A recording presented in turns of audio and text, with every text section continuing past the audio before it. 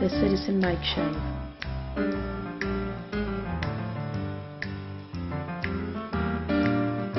News.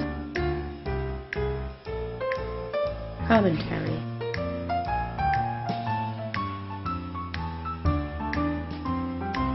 Interviews.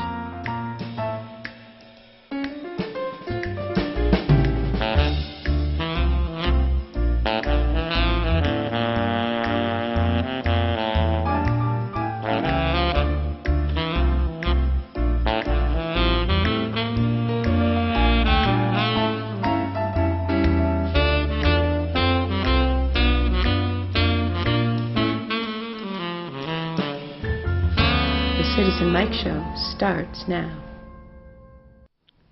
Welcome to the Citizen Mike Show. Thanks for tuning in. We do appreciate it. My name is Mike Brodinsky. This is the episode for November 20, 2014. On my left, the editor of the Meriden Record-Journal, Ralph Tomaselli. Special guest in the studio, Republican Town Councilor Craig Fishbein. Let's get him on camera. Okay. Let's get him on camera. Craig, thanks for coming back to the show. Good evening, gentlemen.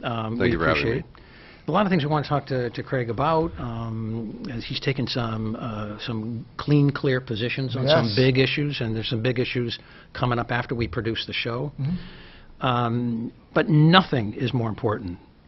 Nothing can beat in importance and significance. Nothing can top this. It's Ralph Tomaselli's Story of the Week. Thanks, Mike. You're welcome, Ralph.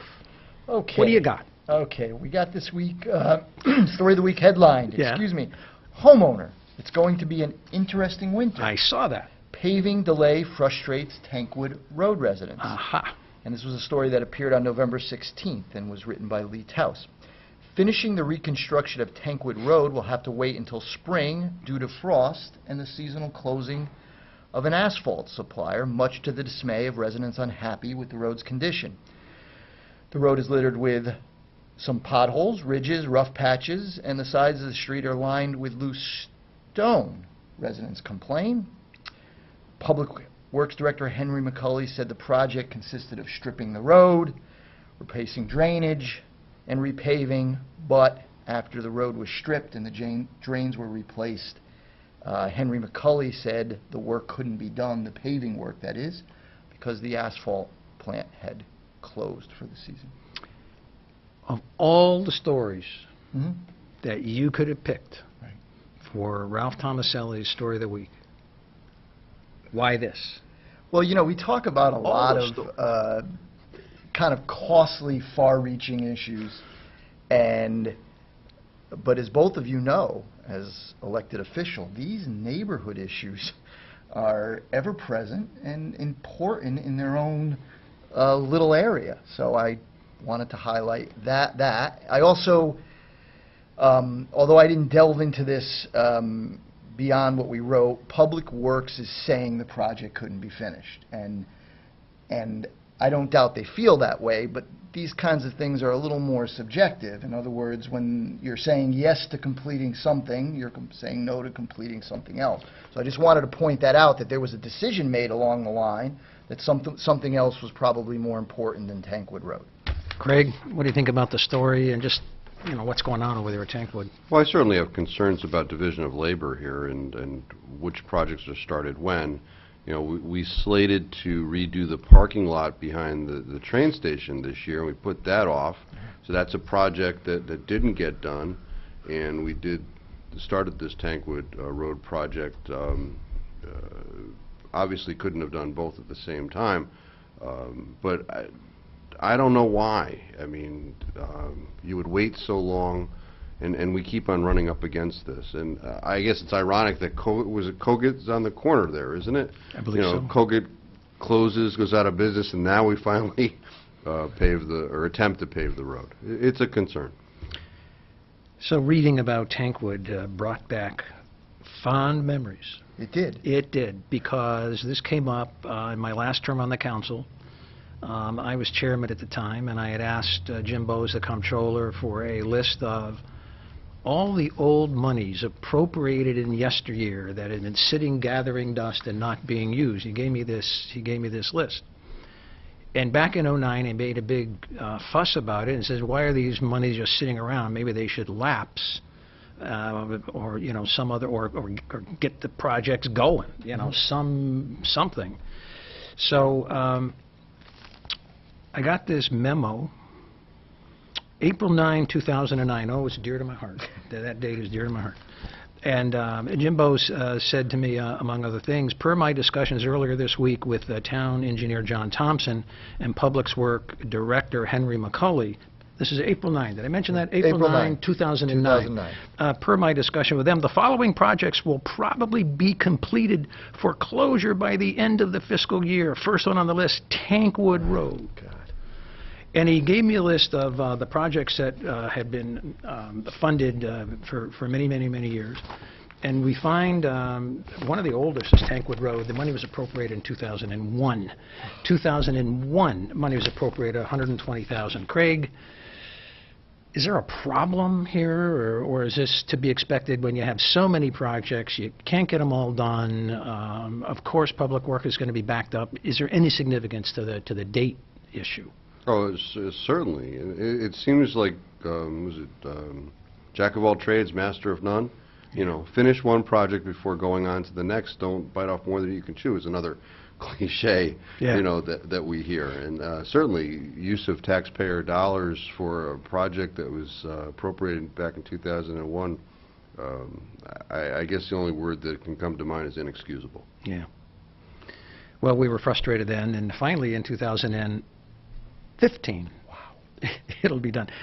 Let's change the subject. On the show in the past, we talked about Craig Fishbine's Freedom of Information complaint against Wallingford Center Inc. Craig had asked for some, or Craig, you have asked for some records. You didn't get them. You brought a complaint with the Freedom of Information Commission. Give us an overview as to the nature of your complaint and what are you looking for? Well, as a member of the council, many times Steve Lazarus, who's the president of Wallingford Center Inc., will come before the council and say, we as a group are in favor of this project, whatever it might be. And I always question, well, what is that group? I know Steve, but who else comprises that group? So I started to ask questions, and I would get stonewalled. And then I would find out that at the time, apparently, John Letourneau is on the board of Wallingford Center. Rosemary Riscati is on the board. Joan Parisi, Bob Parisi's wife, was on the board. And I'm thinking to myself, well, how come they're part of that inside group with all of this knowledge, and I can't also have that knowledge? So I think it was my first or second budget meeting regarding Wallingford Center. I had asked for minutes, agendas. Certainly I want to be involved. I want to know what's going on. I care about our downtown. And initially the response was favorable. And then I was told, well, we'll get you the stuff, but we don't want you to share it with the rest of the council. What were you looking for specifically? Minutes and agendas. Okay. And to know when their meetings occur so that perhaps I can, sit in the room and hear what's being discussed and be part of the process.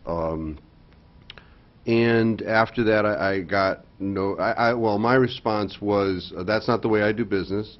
Send the stuff to Sandy, and she'll get it to all the councilors. Sandy being? Sandy Weeks, the Secretary of the council. Because I don't want to have information that the other councilors don't have. That's not fair. So the response to that was negative.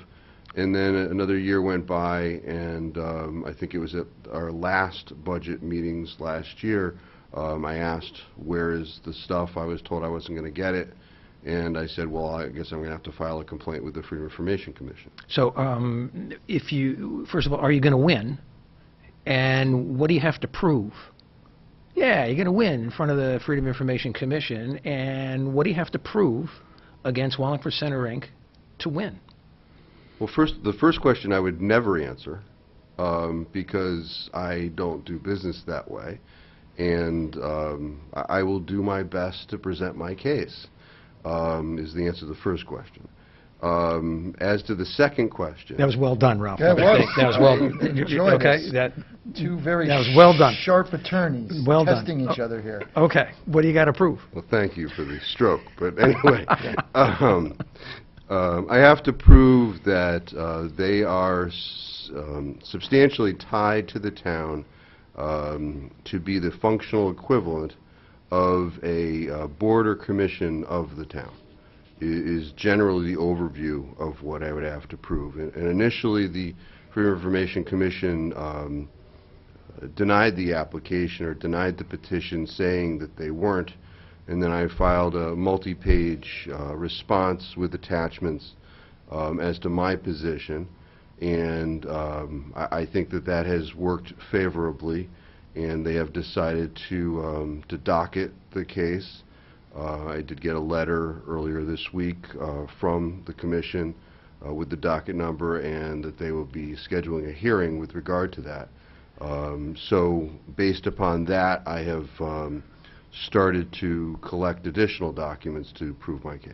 So give us a flavor of the evidence you're going to present when it comes up for a hearing. Maybe evidence with respect to the financing or to the history, the archive, back in the archives, just showing whether or not Wallingford Center Rink is sort of entangled with the town.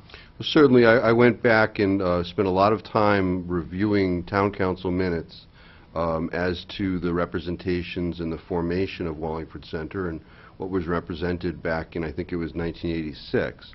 At that time, they were going to utilize town offices, town property for its offices. There was representations that there would be no expenditure by the town for the benefit of Wallingford Center. Since that time, their budget is almost 100% from the town. In fact, one could make the argument that over 95% of it is from the town. And based upon that, I think that I, as a counselor, when an entity is solely relying upon taxpayer dollars to function, to know what's going on. The question ultimately is, if you remove that financing, could they operate? And they couldn't. Ralph, observations from general public as a journalist? Yeah. Well, one that I seem to get a lot of feedback on, and I can't remember if it happened during a council meeting or it just because it appeared in the paper, but at some point, Steve Lazarus was asked about the agency's, Steve Lazarus, of course, who's chairman of the board, keep me honest here, Yeah. was asked about, whether they had to comply with Freedom of Information rules, or that was the general gist of the question, and his response was, well, I'll have to check with the town attorney.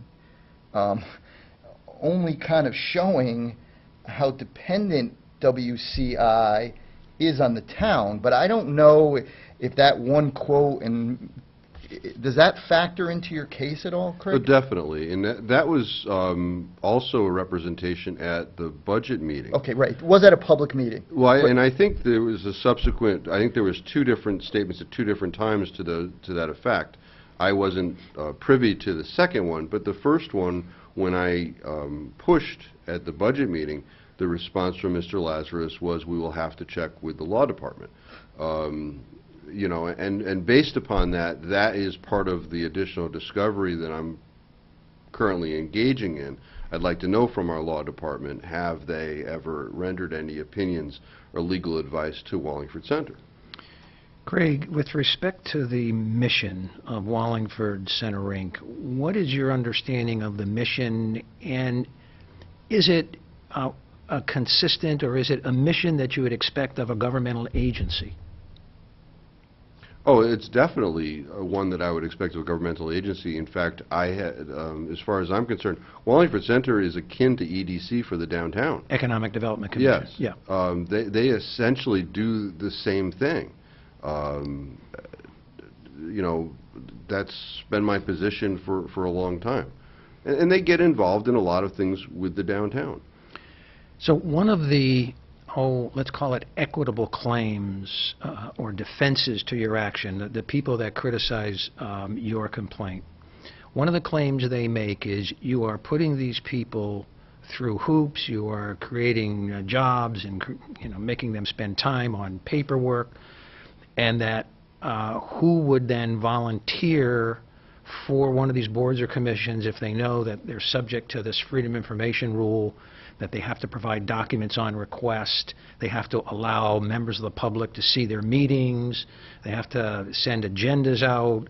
It creates a burden, some say, that volunteers won't want to assume. How do you respond to that? Well, certainly at the point that the entity determines that they're going to be almost 100% funded by the town, you have to take that into consideration. Because certainly if they are the EDC for the downtown, and they're for the benefit of the commercial entities in the downtown, they could say to those commercial entities, you have dues. We're going to serve your benefit in the downtown area, and it's, I don't know, $300 a year. And they could probably raise that money that they're getting from the town doing that, but they've chosen not to. Ralph, what do you think about that argument that you're abusing these volunteers? You're just abusing them by requiring them to produce documents. Yeah, I'm glad you asked, because Yeah. as you said that, I smirked, and I'm sure... I didn't see that. You're right, I'm My sure lateral our audience vision, saw that, so they not already what got it used to be. No, you couldn't have. But first of all, Yeah. as Craig said, when you decide that you want public funding, and apparently almost all of their funding is public, well, that's the decision point for you in terms of whether you're going to be be fully transparent and be subject to FOI law. So, you have a decision. You don't have to be publicly funded. There's plenty of groups that are not, that have a small amount of public, so that's the choice. But the other thing I would say is, and Craig will keep me in line on this, his original request was for agenda and minutes, right? So, that was, I think, a very reasonable request for a public official who has to decide on funding. I don't know why any agency that would take almost all of its funding wouldn't at least have some minutes and agendas that they could show somebody. And I think if they had satisfied that, maybe, and I'll let Craig answer, they wouldn't be facing the possibility of being subject to all the requirements of free. So they really decided... They created this They created dilemma? this themselves, I think. They made it worse for themselves? I think they made it worse, yeah. Craig, one of the organizations that may be watching the developments of your case very carefully is the Cemetery Association. To what extent do the principles involved in your claim against Wallingford Center, Inc., to what extent might they apply to the Cemetery Association, so that if Wallingford Center, Inc. is found to be the functional equivalent of a public agency, what then happens to the cemetery? I think if somebody was to bring the same sort of complaint against the cemetery, they'd have an easier case, actually. Explain. Because the mayor, on many occasions, has represented that the cemetery is doing the work of the town. So I think that's functional equivalent right there, or at least one of the prongs. But and you don't know this, but I was invited to one cemetery association meeting. I think it was 2012.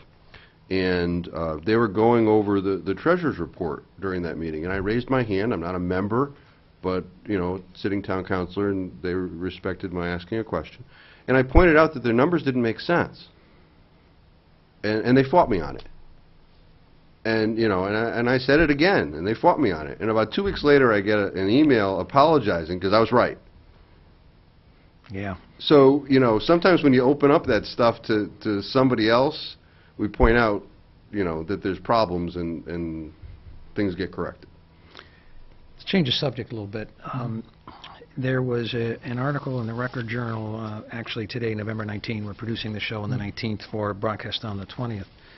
And it had to do with the development of or the economic redevelopment, I should say, of the area around the old train station and the new train station and the area in between.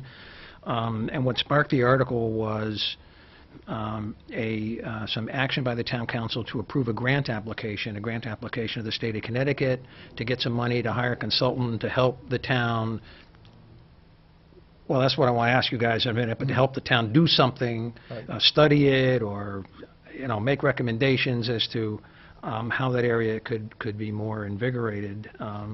So there were some specifics in the article that I want to get out, and then go to Craig and see what he thinks. The study would allow officials, the article says, the study would allow officials to see what would fit and what wouldn't work in terms of trying to figure out a way to attract capital investment in downtown. Don Rowe said. Don Rowe is a liaison with the Economic Development Commission, and he said that at the town council meeting on the 11th of November. Skipping down the article, it says, anticipating an influx of people in the area of the train station, early discussions focused on what could be built near the train station to benefit the community. And this was apparently during a meeting of the Economic Development Commission and Wallingford Center Inc. It just happened, it just happened that we had that little segue. I waited a little bit anyway. Mayor William W. Dixon Jr. said he felt the study would be a great benefit, that's in quotes, his words, for the town. He added that he had a broader vision to encourage investment and ways to increase the health and vitality of the downtown area. I like this sentence the best. Go ahead. All right, I'm not going to tell you why. But when asked what he would like to see in the downtown area, Joe Mira, he is the chairperson of the Economic Development Commission. When asked what he would like to see in the downtown area, Mira said that he was a fan of period lighting, fixtures that are installed to provide a vintage aesthetic. Some of the street lights along Center Street are examples of period lighting, Mira said. Craig, let me turn to you and get your reaction just to that development, the council meeting, the article, the issue. Well, I said a lot at the council meeting about this particular issue. First of all, this discussion is about 2 or 3 years too late at this point. All through the IHZ meetings. Incentive housing zone? Incentive, yeah, I'm sorry. Okay. Which I went to, I think, almost all of them. I pointed out that if we're going to do development, transit-oriented, it should be around where the train station is going to be, instead of where it presently is. I was ignored.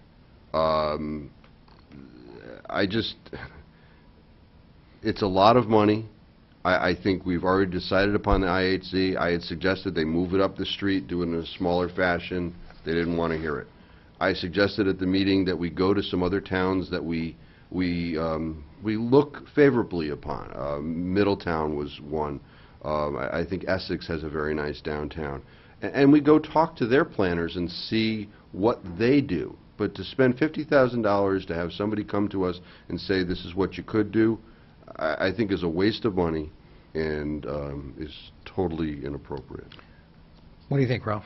Well, I have a lot of experience with this because if you look out of my building there in Meriden, yes, you're painfully aware of what's going on in Meriden's downtown, and a lot of it was part of planning towards the transit-oriented district, but a lot of that planning began 5 years ago and is now coming to fruition. Now, I don't want to suggest Meriden and Wallingford are an apple and an apple. They're not, but I just do have to admit I was surprised that this was coming up at this point in the game, so to speak.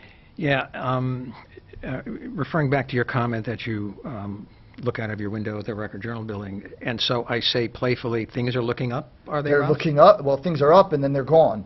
They're down. They're up and down and gone. So one of the comments that was very striking at the town council meeting on November 11, I believe it was made by Don Rowe, and he was sort of explaining the context of the application, and somehow there was the following thread of conversation. Okay.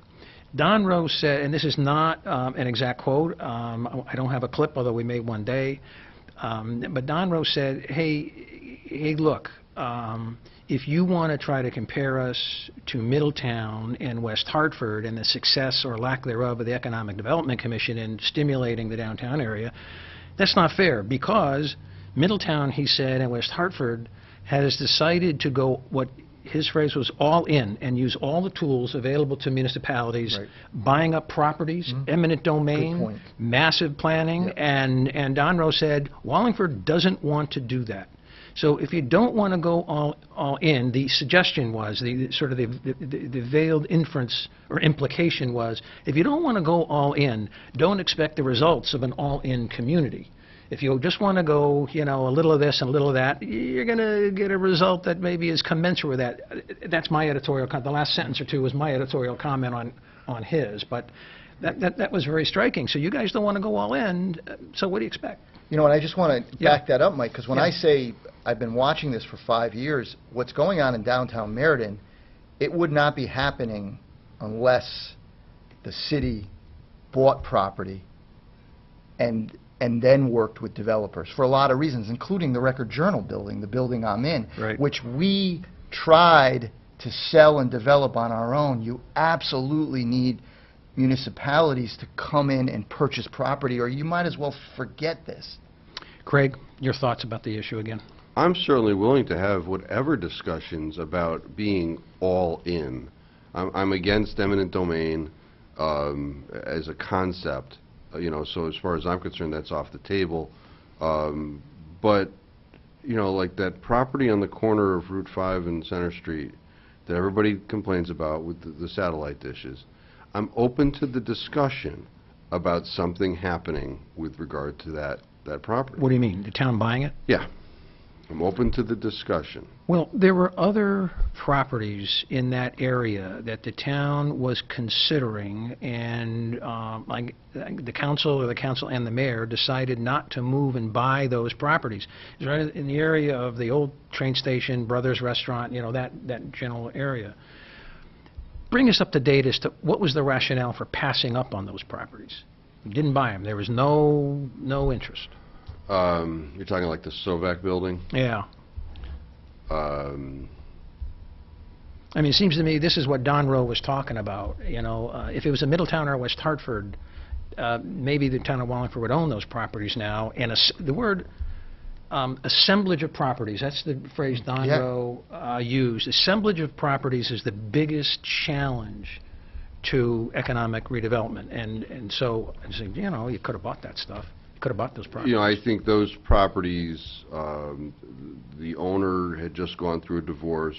The properties were on the market, and you know, just buying the Sovac building is not the answer to the downtown, as far as I'm concerned.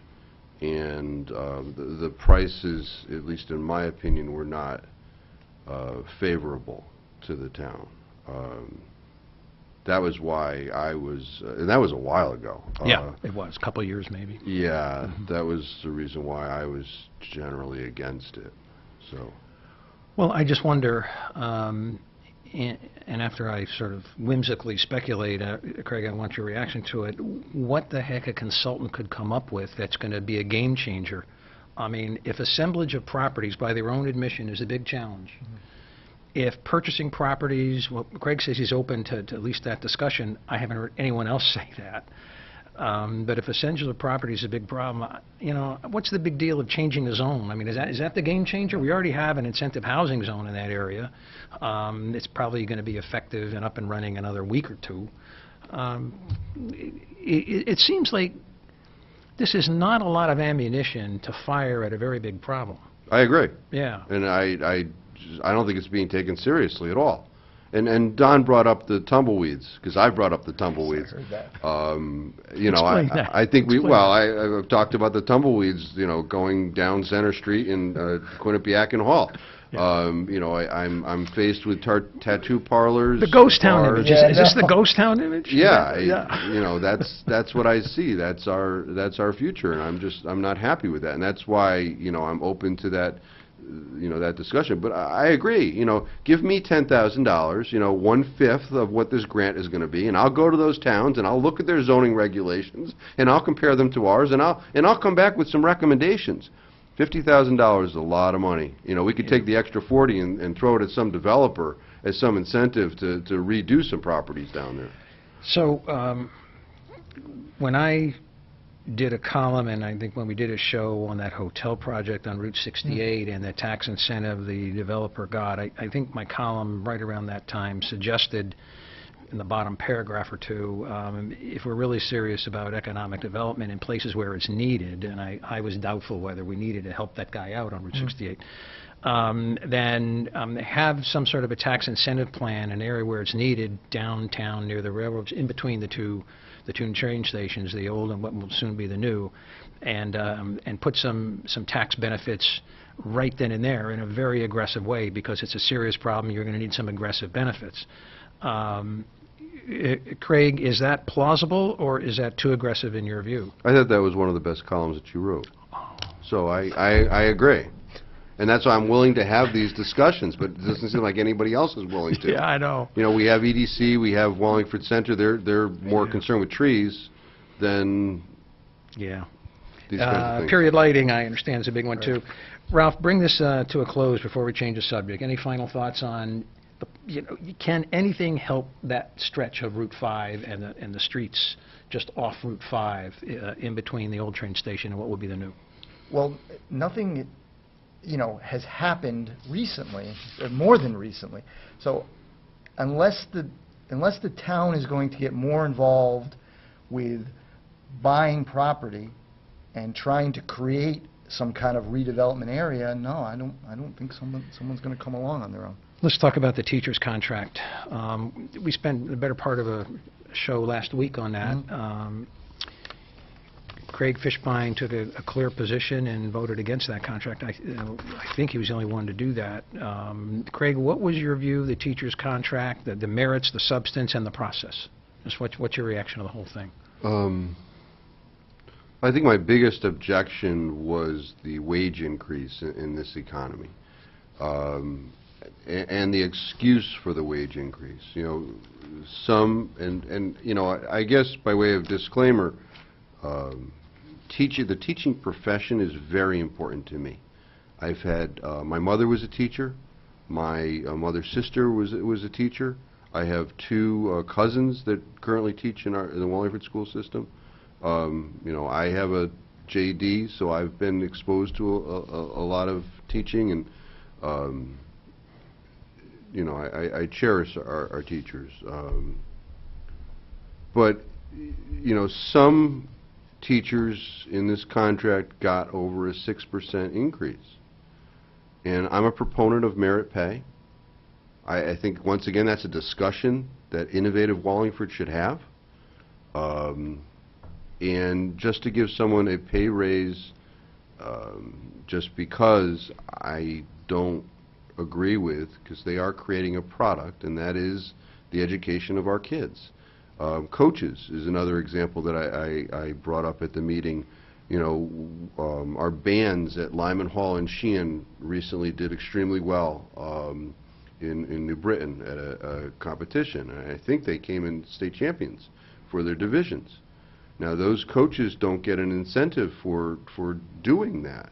There is no incentive to excel, and that's what I'm looking for, and that's not what I'm seeing in the contract. Ralph? Craig brought up this point about raises of up to 6%, some people getting 6% raise. And, one thing that really bothered me about the process was that when the Board of Education passed the contract, they talked about 1.5 to 1.9% raises. And then the superintendent of schools puts out information on the contract, and once again, we're talking about raises between 1.5 and 1.9%, somewhere in that area. The council starts getting, at a meeting, a summary of the contract from a school official. Again, the figure that are brought up in terms of raises are 2% or under. No one from the council, except you, brought out the fact that these raises we're not talking about 2% raises or 1% raises. Why is there such a hesitancy to discuss that publicly? Talking about the gathering? Yeah. Well, all throughout the process, though, Craig, because from the time the Board of Education starts talking about it publicly, till it gets to the council. There's just no talk about incremental raises, other than you bringing up that some teachers are going to get much more than 2%. So why is there such a hesitancy on everybody else's part to talk about the actual amount of the raises? Well, I'm going to give you another lawyer answer. Okay, go ahead. And I can't speak for other people. No, you can't. You're right. So I don't know. But So let me rephrase it then. As you sit there, as you watch the coverage of the public information that's being put out by about the contract, and you're hearing fellow counselors ask questions, are you yourself wondering why no one is bringing up the actual amount of the raises? I think at this point, no. I'm not, because I'm used to it. In the very beginning, when I first got on the council, I was surprised, because it was something totally new to me. But at this point, you know, I just have to do my thing and shoulder on, I guess. Well, Ralph, to follow up on your question, so this 1.5 general wage increase appeared at least a couple times in the press. It was sort of a focal point of the superintendent's pitch to the town council to approve the contracts and to the public to accept the contracts, this 1.5 general wage increase. There was no question from a counselor during the town council meeting about that number. There was no question from a counselor to the superintendent of schools, how do you get this 1.5 when we've seen recently reports in the press that some teachers are getting 4 to 6% per year raises? That wasn't worked out. I mean, it was just sort of left hanging. How come? Well, I once again can't speak for others, but I Yeah. think I asked a leading question, and I fed it to Dr. Menzo about the 6%. So as far as the breakdown, I mean, there's so much in that contract. You know, there's stipends, there's, you know, the coaches thing, there's the leadership head stipends, there's longevity, there's so many different things. So I can't, you know, answer that. Do you understand how that 1.5% general wage increase was computed? No. Okay. Do you think anyone on the council got a fair explanation as to how it was computed, an understandable explanation? No, because I'll tell you, in the gathering, when they were talking about it, I was looking at the chart and I had my calculator on my iPhone, and I'm doing the percentages for each of the lines, and I'm like, none of these are 1.5. So I'm just going on, and I'm not going to ask them about that in the gathering, and that's why I went to the 6% when we came out, you know, because I had added up that high. Explain what you mean by the gathering. Our viewers may not know what you're referring to. That sort of jargon. Yeah, no, you know, between the three of us. Meeting, it sounds like a coven. It sort of is. It's the meeting before the council meeting where we talk about strategy and negotiation. And 1.5%, so things like that, apparently. So, perhaps. Yeah. You know, I'm very tight to the vest in that meeting. Just, you know, I try and just ask questions that are strategy. You know, I can tell you one of the questions that I asked was what was your position going into negotiations as far as wage increases, you know, and why? You know, that was you know, that's certainly a strategy negotiation question. Well, the confusing part of the story, I think if you're a reader of the Record Journal and a viewer on TV, there's an impression created from the early press reports that the Board of Ed has scored this major victory by out-negotiating the unions by scoring a 1.5% wage increase. And in a subsequent story, or in the early stories, there was some reporting about the very meager raises that the teachers got. I think 0.82% in one contract year and 1.25 in the next. And then somehow in there's a reference to 1.5% as a general wage increase. And then there is a reference to, well, you know, the teachers are getting raises between 4 and 6. And then you get to the Wallingford Town Council meeting, and it took the school administrators 5 minutes, between 4 and 5 minutes, to explain the entire contract to the town council, to the entire contract, and explained in 5 minutes. And there's like 4 or 5 pages of technical, dense contract changes dealing with insurance and longevity and pay and salary schedules. You know, it's very complicated. But they wrapped it all up in 5 minutes. They explained it. And the council apparently got it in 5 minutes, if you believe that. And they were ready to, they knew at that point what position they were going to take, because there were 4 or 5 speeches after that where the counselor speaking, Craig was one, where the counselor speaking indicated they were either going to vote in favor or no, or strongly foreshadowed. And that took about, rounding, about 20 minutes. And after those speeches, it was public question and answer. So what happened after the 4 minutes was the process by which the council ferreted out all the information apparently they needed in order to vote, all except Craig, in favor of the contract. And so I think if I'm a viewer, I said, what just happened? You know, what just happened? Yeah. Everyone is confused. Council didn't clear it up. The administrators, I think, went out of their way not to clear it up, right. You know, not to address it. You know, a fair and frank discussion could have been, instead of sort of dryly going over a memo that they went over behind closed doors in what's called the gathering, instead of going over that, they could have said, you know, look, let's clear this up. Here are some numbers, and this is how we got them, and we think this is a fair contract despite the 4 to 6% raises. And here's why we think it's a fair contract and why you should vote for it. You don't get that, and why? Because they didn't have to sell it. It was pre-sold. By the time they sat down in the public meeting at the Wallingford Town Council meeting on November 11, the acceptance of that teacher's contract was pre-sold. The fix was in, not a fix in the sense of you know, anything untoward, but everyone's mind had made up because of something that happened outside the public view. Great, you know, this is a government that this is what you want, and this is what you're going to get. I was kind of ranting there, Craig, but a reaction to my comments. No, I agree with the perception. I disagree with the point that the decision was made to approve the contract. At what point do you think it was made? When the agenda was issued. Ah, even sooner. Okay. I think you made a point last week about that the Board of Education sort of has a rubber stamp. Yeah. And I agree. There's no pushback, there's no fight, and everything happens before the agenda is even issued. Let's change the subject. Yep.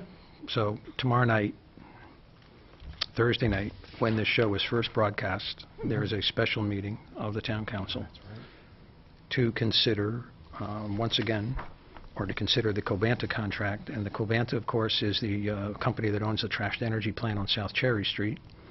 By way of brief background, there have been efforts underway for almost a year, probably, to renegotiate a contract that the town of Wallingford entered into in 2008. That contract that was signed by Wallingford and Covanta in 2008 provided that Wallingford would get money for being the host community as sort of rough compensation for being the site where this otherwise obnoxious business would be. I mean, you take in garbage, you burn garbage, you know, trucks go down your street. So in exchange for Wallingford agreeing to host this business, you know, the garbage trash business, Wallingford got some host fees. But Covanta or somebody wants to negotiate those host fees down, and there wants to be some other tinkering with this contract that was effective 2010 but entered into in 2008. We thought it was going to come up for a vote a couple weeks ago. At the last minute, it was pulled from the agenda, so no vote was taken. We were told that someone wanted some changes. Well, yeah, of course, you know.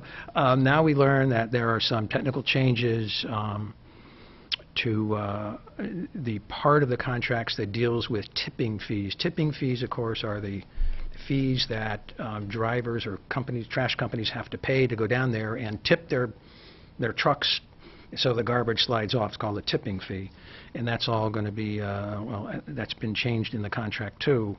And that's where we are, and to be continued on, you know, our next show when we produce it, because probably we'll have a vote in from the Wallingford Town Council. Craig, what other salient facts should we add to that little story that I just tried to lay out the context? Are there any other salient facts that you see, and what's your view of this? I see no reason to renegotiate the contract.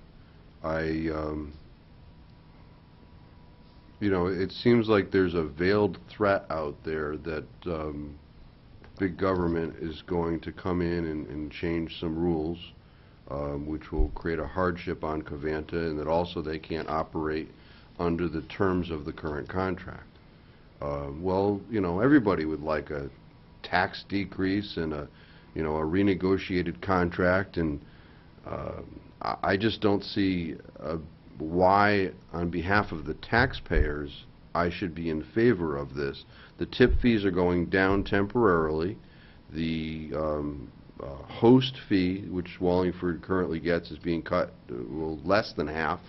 It's currently $11 per ton. It's going to $5. Over the next 3 years, the tip fee would go back up, but the host fee is not raising. So why would I agree to this? It just doesn't make sense. I think it's going to pass. What do you think the vote count will be?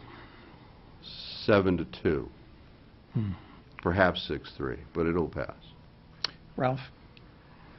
Well, I guess one of the reasons it will pass, I think, is from watching the council meetings,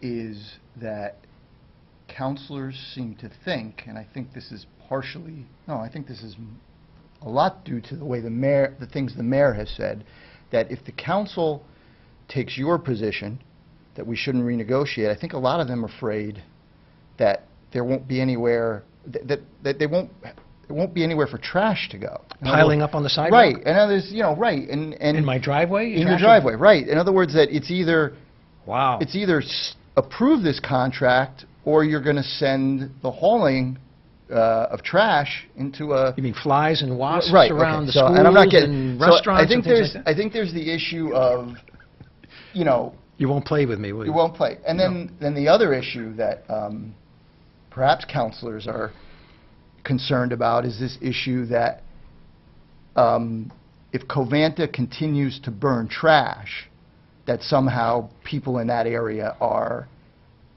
in danger.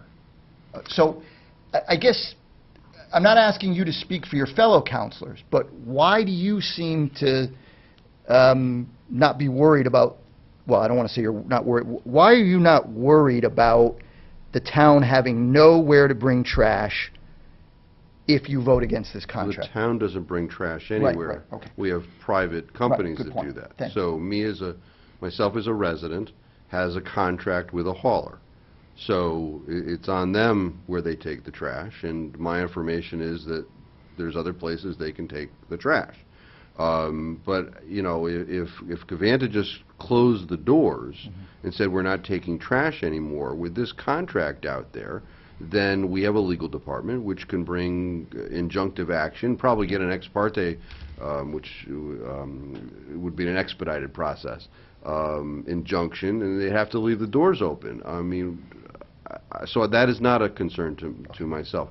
You know, as far as the burning of the trash and the neighborhood, of course, I'm absolutely sensitive to that whole situation. And I brought up at the meeting 2 meetings ago, you know, all these years that I've been on the council, I always heard that, you know, that was of no concern. Then all of a sudden it's a left turn, and, you know, it's a benefit that we're going to, you know, potentially not be burning anymore, which, you know, was sort of counterintuitive to my training on the council. But burning or not burning, there's still going to be an impact. And if they aren't burning, there's going to be what's estimated to be 13 additional truck trips through that neighborhood, which has emissions, you know, exhaust and that kind of stuff. So there's going to be an impact either way. I just see, you know, veiled threat, and I don't think it's appropriate for our taxpayers. What do you think the view is of the other towns, Craig? Meriden, Hamden, Cheshire, North Haven. What would they like to see? What's their? Well, they like to see no host fee. Oh, that's their dog in the fight? I absolutely think so, Yeah. and because then the tipping fee will get reduced by even more. I mean, it's natural economics that, you know, if Wallingford all of a sudden came to Covanta and said, we won't get a host fee anymore, that tip fee will go from $65 to $60. You know, so if anything, I see those towns, you know, watching the town of Wallingford like a pack of wolves, being jealous as to the host fee, and not really caring about us, which is not their job anyway. Their job is to speak to their constituents, and their constituents are probably yelling at them about having to pay all this money because they have municipal waste removal. The picture that you're painting is a little subtle, but the picture that you're painting is that maybe during the private negotiation sessions, the other towns ganged up with Covanta to pile on Wallingford to try to sort of, you know, they just all piled on, and the mayor may have buckled a bit under the pressure of all these towns and Covanta. Does that make sense? Oh, certainly. That's certainly my suspicion. Yeah. I have no reason to believe the contrary. Yeah. That seems to be one reasonable explanation as to what's going on. These other towns are saying, but the other towns, by the way, pay from taxes, the trash collection. So there's a tax impact that Wallingford doesn't have. Wallingford's the only one that doesn't do it that way. So the other towns, you know, they like to bring something back to the taxpayers and say, you know, we got you lower tipping fees, and Wallingford paid for it, you know, because that's really how the economics would work. No, that's a good point, that, Yeah. that all the other towns have municipal pickup. Yeah. Yeah. Well, we're going to do another show after this Covanta vote, and hopefully we'll have some clips to see what folks are saying, you know, on the council and in the audience. I tend to agree with Craig. I think it's going to pass. I would just leave with this final thought before we change the subject. To date, I have not heard, and I've watched everything there is to see from videos, you know, on the council meetings, workshop, read everything that's in the paper and everything the mayor's put out. I have not seen or heard a narrative which gives the reason why we should agree to this, except the false premises that the mayor put out, which you described. You better be afraid of bad air. I wasn't saying that last year, Right. but this year you better be. Right. And the mayor's narrative that you may not have a place to take trash does not hold up under close scrutiny. Just does not hold up. It makes no sense. So if those are the only narratives that the town has, it's very hard to see why anyone would vote in favor of this contract, but it's going to be approved.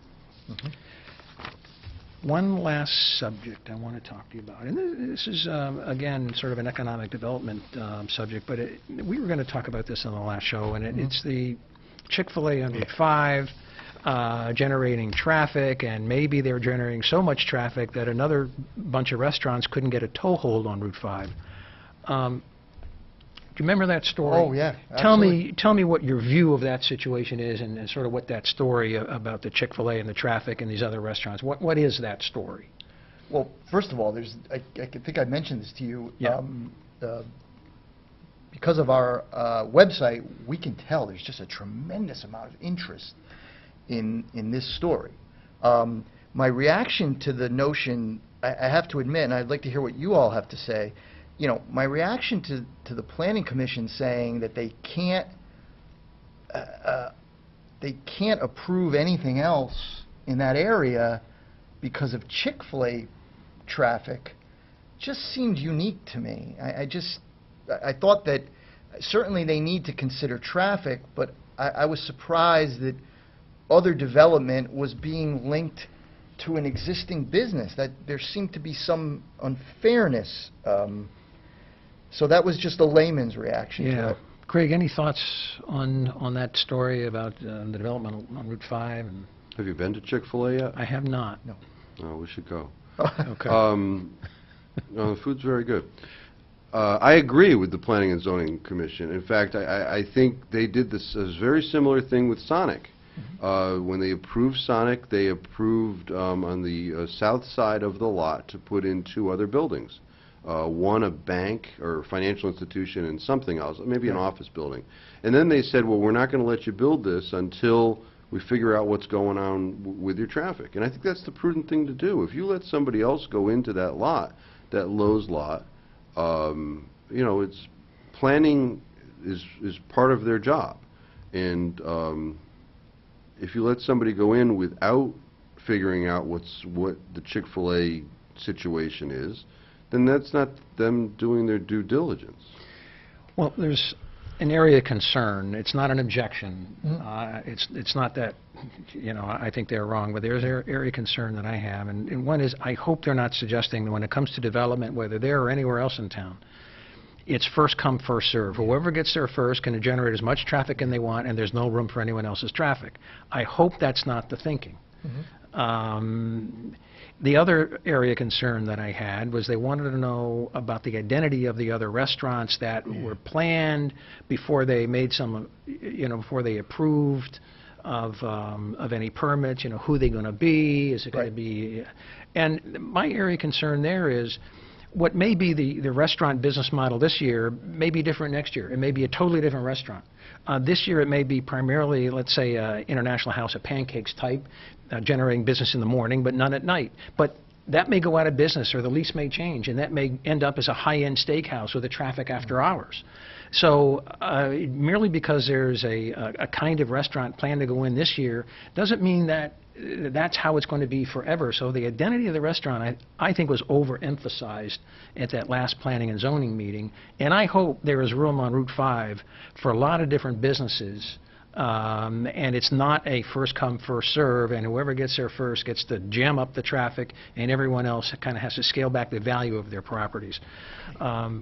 Craig, you got the final word, because we're running out of time. But on this issue, or anything, what's the world according to Craig Fishbein coming up on the council? Things have happened in the past. Just any thoughts? No, just to with regard to what we were just talking about, you know, I give kudos to planning and zoning for taking a step back, and I agree. But you know, looking at that Lowe's lot and the general area with Chick-fil-A, I don't even know where you would put two other businesses. So, you know, you're talking about congestion, and certainly if there was a lot of land, you know, I don't want a restraint of trade situation. But, you know, when it's already there and it's creating a problem, you know, you can't go back and take it out. So, prudence. Let's make that the final word. Yes. And a bit of a programming review. We produce these shows Wednesday. Expect to see you here Wednesdays, Yes. You know, sharp. Right. You know. On time. Produce them on Wednesdays, but they're broadcast for the first time on Thursdays at 9 o'clock. That's the best time to see the Citizen Mike Show.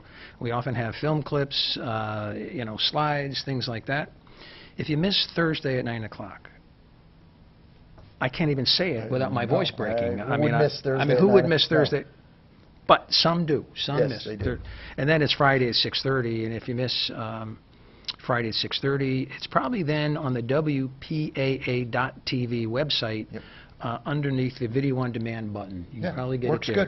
good. It works pretty well. You can see the shows from your computer. If that's not your preference, Monday, Tuesday, Wednesday at 9 p.m. it's the Citizen Mike Show.